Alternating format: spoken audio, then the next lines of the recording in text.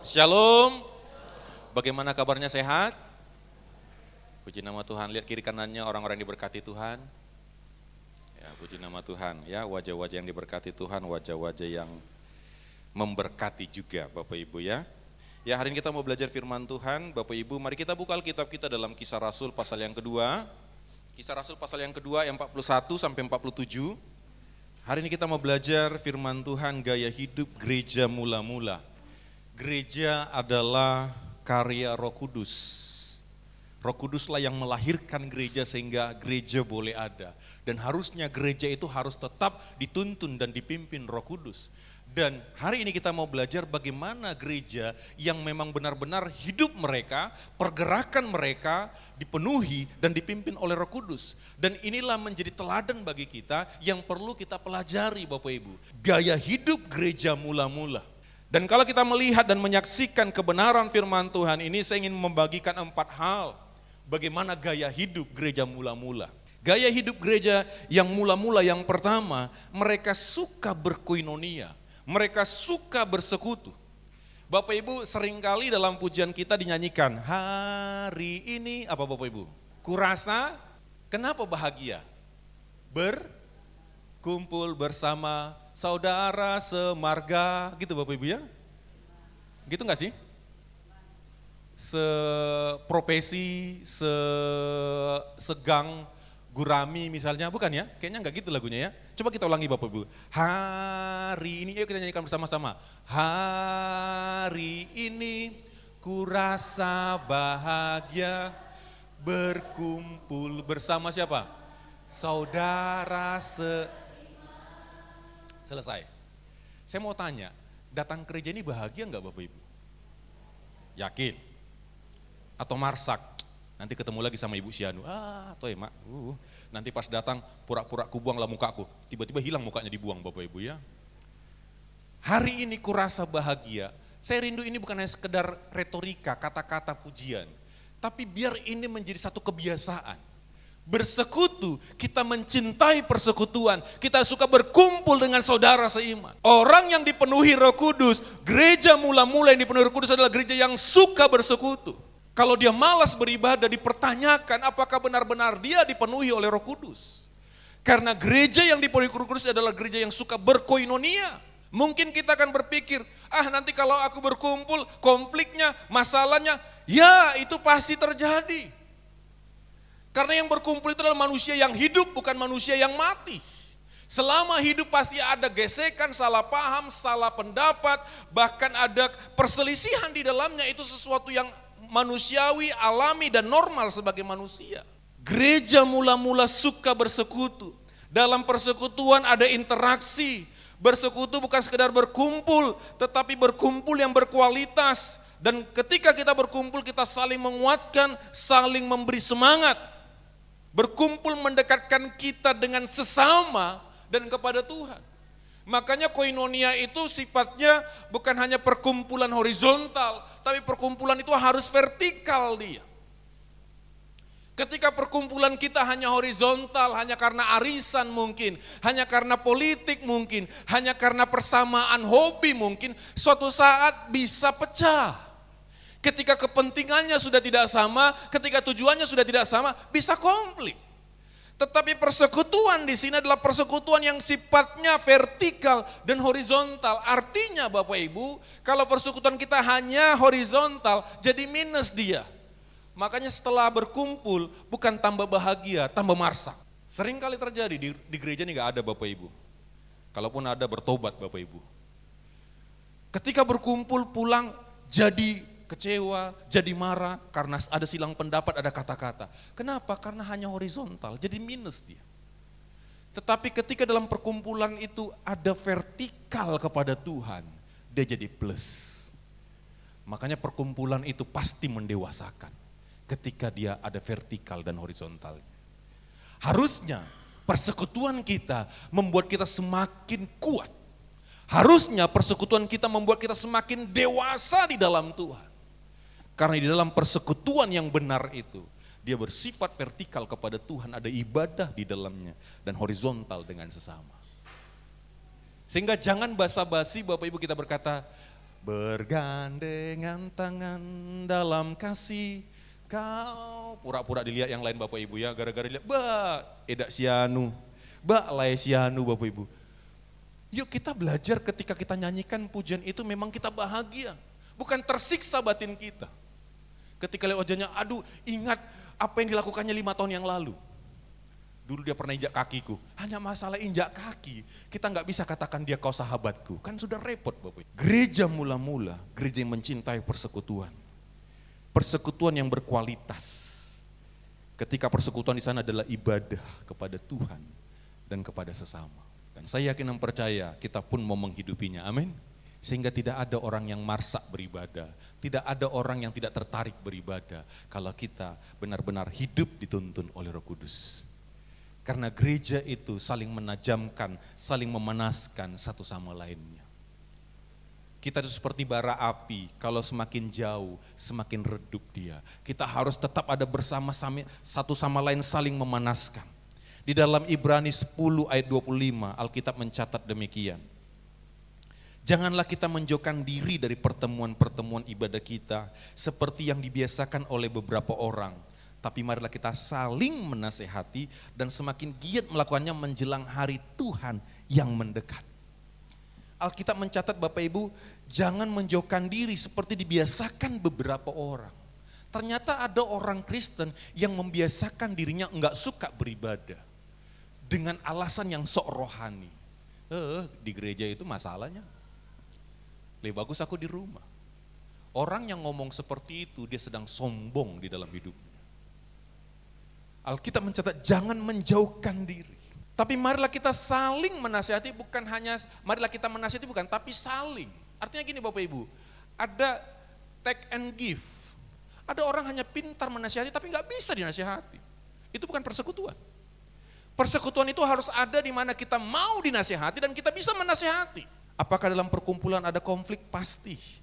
Dalam perkumpulan ada saling beda pendapat, salah paham. Itu normal, itu manusiawi karena yang hadir ini bukan malaikat. Bapak Ibu, fakta membuktikan orang-orang yang depresi, bahkan orang yang bunuh diri, cobalah lihat. Dia adalah biasanya orang yang membenci sosial, yang menutup diri dari lingkungan, yang suka sendiri. Jadi Bapak Ibu jangan suka sendiri, amin. Sukalah berkumpul, katakan kiri kanan, yuk suka berkumpul. Kalau suka sendiri, berbahaya. Kata nenek berbahaya, rawan godaan. Iblis membisikkan hal-hal yang tidak baik. Orang yang bunuh diri coba lihat rata-rata mayoritas mereka adalah orang yang depresi. Kenapa mereka depresi? Mereka suka sendiri. Orang bisa pintar dengan sendiri, tapi orang tidak akan pernah dewasa dengan sendiri. Saya ulangi, orang bisa pintar dengan sendiri, tapi orang tidak akan pernah dewasa dengan kesendirian. Karena kedewasaan itu perlu interaksi, gesekan satu sama lain. Makanya tidak heran ada begitu banyak anak-anak pintar dia secara intelektual, tapi ketika dia tidak bisa bersosial dengan baik, dia rapuh di lapangan. Mungkin dia bisa punya kinerja yang hebat, tapi ketika berinteraksi dengan sama, seringkali dia mengalami tekanan dan depresi. Makanya kenapa ketika ada satu domba yang tersesat, Yesus tinggalkan 99. Seolah-olah dalam pikiran kita, kok 3 kali Yesus meninggalkan 99 demi 1? Karena yang 99 ini stabil, aman, karena mereka bersekutu. Yang satu ini loh, yang rentan terhadap binatang buas, yang rentan terhadap masalah-masalah yang begitu menghancurkannya. Yang kedua Bapak Ibu, gereja mula-mula, gaya hidup gereja mula-mula suka pengajaran, sama-sama bilang suka pengajaran. Yang kedua adalah suka pengajaran, suka belajar dan melakukan firman Tuhan. Mujizat tidak pernah mendewasakan kita, tapi pengajaran membuat kita berkualitas. Mari suka belajar firman Tuhan, karena pengajaran itu adalah pondasi iman kita.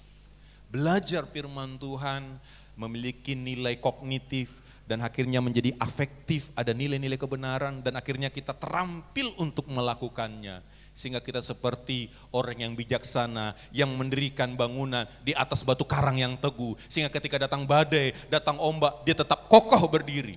Di dalam 2 Timotius 3 ayat 16, firman Tuhan ini sering kita dengar. Segala tulisan yang diilhamkan Allah memang bermanfaat mengajar, menyatakan kesalahan, memperbaiki kelakuan, dan mendidik orang dalam kebenaran. Pengajaran itu dia memberikan kita dari tidak tahu menjadi tahu, dari tidak bisa menjadi bisa. Tapi bukan hanya sampai di situ, dia harus sampai kepada menyatakan kesalahan. Makanya kalau ada orang dengar firman Tuhan tidak pernah ditegur dan tidak pernah merasa ditegur, mungkin kita betul serius mendengarkan firman Tuhan. Karena firman Tuhan itu harus pada sampai tahap menyatakan kesalahan. Ada sesuatu yang dikoreksi dalam hidup kita. Firman Tuhan itu ketika kita benar-benar serius mendengarkannya, pasti menyatakan kesalahan. Pasti ada yang perlu dinyatakan dalam kehidupan kita. Pasti terkoreksi kita. Tapi gak cukup hanya dinyatakan kesalahan, Alkitab mencatat memperbaiki kelakuan. Oh iya ternyata, aku ternyata bermasalah di sini. Diperbaiki, dikoreksi, dibenarkan dia. Dibuat lebih baik lagi, dibetulkan yang salah itu. Sehingga akhirnya dididik dalam kebenaran. Ada satu tokoh namanya Esra. Di dalam Esra 7 ayat 10 Alkitab mencatat demikian. Esra 7 ayat 10 Alkitab mencatat demikian. Sebab Esra telah bertekad untuk meneliti Taurat Tuhan dan melakukannya. Sebab Esra telah bertekad meneliti Taurat Tuhan dan melakukannya. Serta mengajar ketetapan dan peraturan di antara orang Israel. Jadi dia belajar dulu, setelah dia belajar dia lakukan, baru dia ajarkan. Pengajaran itu sampai tahap kita memperbaiki kelakuan dan dididik dalam kebenaran. Pelajari firman Tuhan, lakukan kemudian ajarkan. Pengetahuan kita tentang firman Tuhan dan penerapan kita menentukan kekuatan kita. Gereja mula-mula suka belajar firman Tuhan. Baca kitab suci, doa tiap hari kalau mau tumbuh. Mari kita anak-anak Tuhan suka belajar. Dan biasanya orang yang suka belajar dan semakin menerapkannya, dia seperti padi. Makin berisi makin menunduk. Tong kosong nyaring bunyinya. Orang yang sedikit tahu biasanya lebih ngomongnya berkuar-kuar. Gereja mula-mula yang kita lihat dalam firman Tuhan ini, mereka bertekun dalam pengajar rasul-rasul dan dalam persekutuan dan selalu berkumpul untuk memecahkan roti.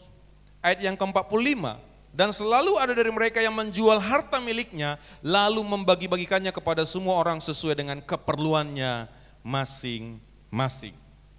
Yang ketiga, gereja mula-mula adalah gereja yang suka berbagi. Sama-sama bilang suka berbagi. Ibrani 10 ayat 24 dikatakan, dan marilah kita saling memperhatikan supaya kita saling mendorong dalam kasih dan dalam pekerjaan baik. Kisah Rasul 20 ayat 35, Alkitab mencatat demikian. Dalam segala sesuatu yang telah kuberikan contoh kepada kamu, bahwa dengan bekerja demikian kita harus membantu orang-orang yang lemah dan harus mengingat perkataan Tuhan Yesus, sebab ia sendiri telah mengatakan, adalah lebih berbahagia memberi daripada menerima. Berbagi itu indah. Gereja mula-mula suka berbagi. Kadang ada mereka yang menjual, saya nggak tahu, kalau dulu mereka nggak punya sawit Bapak Ibu. Tapi mungkin menjual hartanya dan hasil penjualan itu mereka berikan kepada orang yang membutuhkan. Mereka suka berbagi. Kalau belum bisa berbagi, minimal tidak merepoti dan membebani. Saya ulangi, kalau kita belum bisa berbagi, minimal kita tidak merepoti bahkan membebani.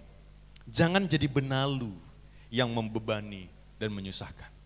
Anak-anak, jangan jadi benalu di rumah. Kalau engkau hadir di rumah, susah orang tuamu. Kalau belum bisa berbagi membantu orang tua, minimal jangan susahkan orang tua. Jangan marsak. Jangan kalau malam-malam pulangnya kelamaan, ditelepon HP-nya dimatikan. Nomor yang 7 sedang sibuk, coba 5 kali lagi. Bapak-bapak juga jangan membebani istrinya. Pulang larut malam, ketok pintunya dengan keadaan yang sudah tidak pas. Jangan membebani. Jangan mau jadi genangan air, tapi jadilah air yang mengalir. Bapak Ibu sekarang musim hujan. Di beberapa tempat itu ada genangan.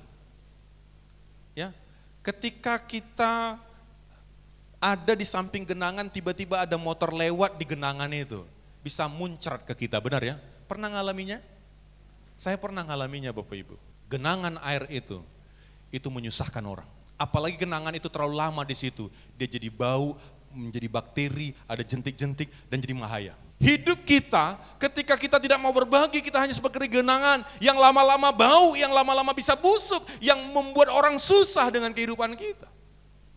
Tapi gereja mula-mula adalah gereja yang suka berbagi. Mari Bapak Ibu, kita belajar sebagai jemaat Tuhan suka berbagi. Masalah berbagi bukan berbicara tentang seberapa besar berkat kita, tidak. Karena berbagi itu berbicara tentang hati yang mau memberi. Bukan dompet yang tebal. Ketebalan dompet tidak mempengaruhi tangan yang cepat untuk memberi. Orang Kristen harus berfokus pada kontribusi, bukan subsidi. Saya ulangi. Orang Kristen harus berbicara, berfokus kepada kontribusi, bukan subsidi. Dapat apa aku ya? Tapi apa yang bisa aku kontribusikan? Apa yang bisa aku berikan?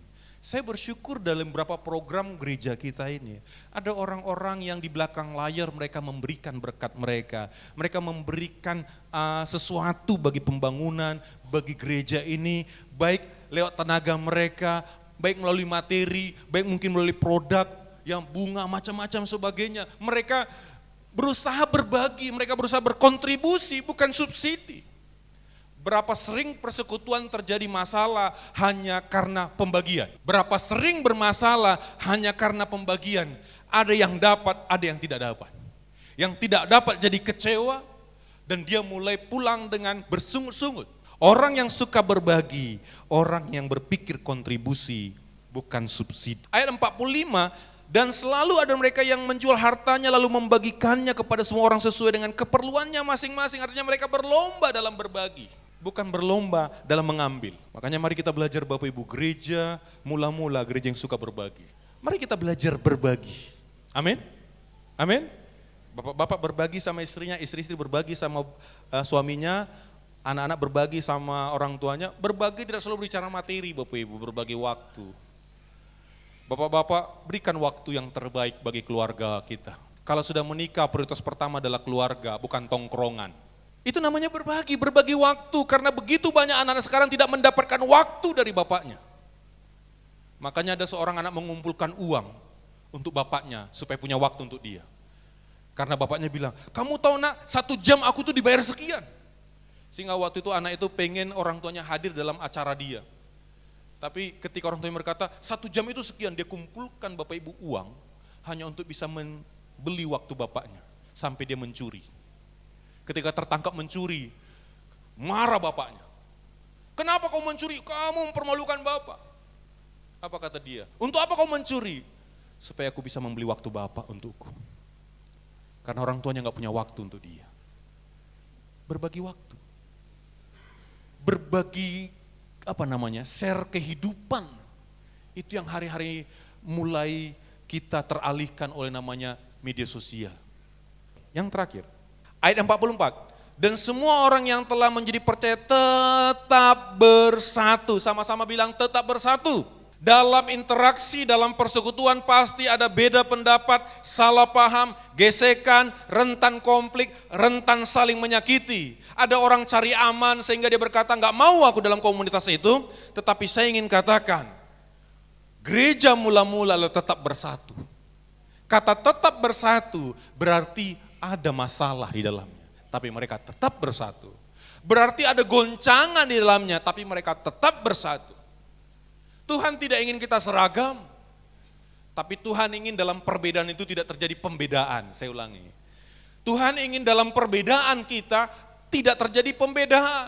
Kita mungkin bisa berbeda, tapi jangan membeda-bedakan. Dalam 1 Korintus ayat 1 sampai 10, dalam 1 Korintus 1 ayat 10. Tetapi aku menasihatkan kamu saudara-saudara demi nama Tuhan Yesus Kristus supaya kamu seia sekata dan jangan ada perpecahan di antara kamu, tetapi sebaliknya supaya kamu erat bersatu dan sehati sepikir. Jemaat Korintus pecah karena masih duniawi, suka berselisih, bersih tegang leher. Saya mau katakan berbeda itu takdir, tapi berpisah itu pilihan. Kita tidak bisa mengkhianati takdir kita sebagai orang yang berbeda. Suami istri saja sampai mau mati pun tetap ada konflik. Mari kita jadi pelaku yang berjuang menciptakan kesatuan, bukan perpecahan. Jangan sampai nanti ada statement mengatakan, ketika ada masalah selalu muncul namanya. Harusnya ketika ada kedamaian selalu muncul namanya. Bukan ketika ada masalah selalu muncul namanya. Kalau ada masalah selalu ada dia, berarti itu namanya troublemaker. Mari kita menjadi pejuang-pejuang kesatuan. Mari kita bersatu. Bersatu kita teguh, bercerai kita runtuh. Gereja yang dipenuhi Roh Kudus, gereja yang suka bersatu. Kalau ada perselisihan, mari kita berjuang menyelesaikannya. Karena tidak ada yang sempurna. Saya selalu katakan Bapak Ibu, kadang kita pernah jadi pelaku, kadang kita jadi korban. Kadang kita membuat orang tersinggung, kadang kita yang tersinggung. Kadang kita membuat orang terluka, kadang kita yang terluka. Dan ketika kita punya kesadaran diri seperti ini, kita belajar bersama-sama untuk tetap bersatu. Tuhan mencintai kesatuan. Tuhan mencintai persatuan. Sungguh alangkah indahnya apabila saudara seiman hidup rukun bersama. Kerukunan itu membuat Tuhan melihatnya dan memerintahkan berkat bagi mereka. Gereja mula-mula adalah gereja yang bersatu.